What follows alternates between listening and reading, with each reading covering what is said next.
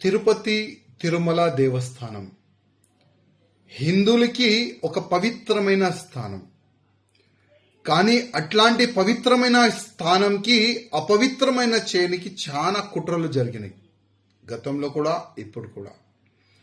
అప్పుడు వైఎస్ఆర్ రాజశేఖర్ రెడ్డి గారు సమయంలో కూడా ఇది 7 కొండలు కాదు, ఇది 5 కొండలే అని అప్పుడు కూడా ప్రచారం జరిగింది.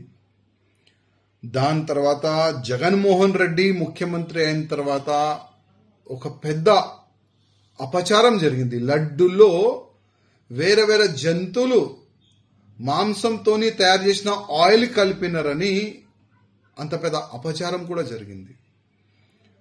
అది కాకుండా తిరుపతి తిరుమల దేవస్థానం ప్రాంగణంలో ఏరియాలో కన్వర్షన్ జరుగుతుంది, అది కూడా జరిగింది. అది కాకుండా వేరే మతమోలు గుడి ప్రాంగణంలో పనిచేస్తున్నారు, జాబ్లు తీసుకుంటున్నారు, అట్లాంటి కూడా కొన్ని ఇష్యూస్ జరిగినాయి. ఇప్పుడు కొత్తగా ఒక ఇష్యూ, ఒక వీడియో వైరల్ అవుతుంది.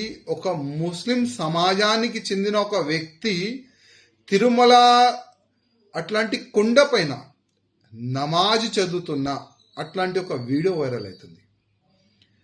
నేను చాలాసార్లు తిరుపతి తిరుమల వెళ్తా, మధ్యలో ఒక చెక్ పోస్ట్ ఉంటుంది.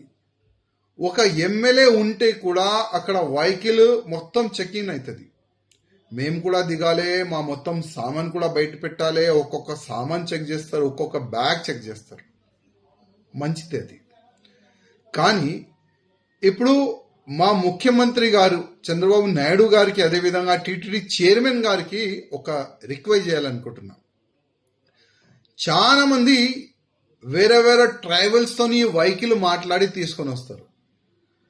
మీరు సామాన్ చెక్ చేస్తారు, వెహికల్ ఆపుతారు కదా, అసలు ఆ డ్రైవర్ ఐడి కార్డు కూడా మీరు చెక్ చేయాలని నా ఒక నివేదిక.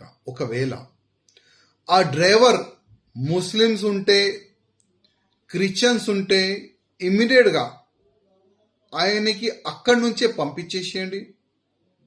లేకపోతే మన తిరుపతి తిరుమల దేవస్థానం ఫ్రీ బస్సెస్ కూడా నడుస్తుంది. ఆ వెహికల్ కిందనే పెట్టి ఆ భక్తులు వచ్చిన వాళ్ళకి ఆ బస్సు ఫెసిలిటీస్ ఆల్రెడీ ఉంది, ఆ ఫెసిలిటీస్ చాలా బాగుంటుంది. అదేవిధంగా దీనికి ఒక ప్రచారం చేస్తే చాలా బాగుంటుంది. బ్యానర్ పరంగా కానీ, మీడియా పరంగా కానీ, సోషల్ మీడియా పరంగా కానీ. వేరే మతములు డ్రైవర్లు కూడా ఉంటే తిరుమల కొండ పైన ఎంట్రీ లేదు, అట్లాంటివి కూడా ప్రచారం చేస్తే చాలా బాగుంటుందని నేను టీటీడీ చైర్మన్ గారికి ఒక రిక్వెస్ట్ చేస్తున్నా. ప్రతిసారి మనం చూస్తున్నాం తిరుపతి తిరుమల దేవస్థానమే టార్గెట్ అవుతుంది. ఎందుకంటే యావత్ భారతదేశం కాకుండా యావత్ ప్రపంచం నుంచి శ్రీ వెంకటేశ్వర స్వామి భక్తులు వస్తారు, దర్శనం చేసుకుంటారు.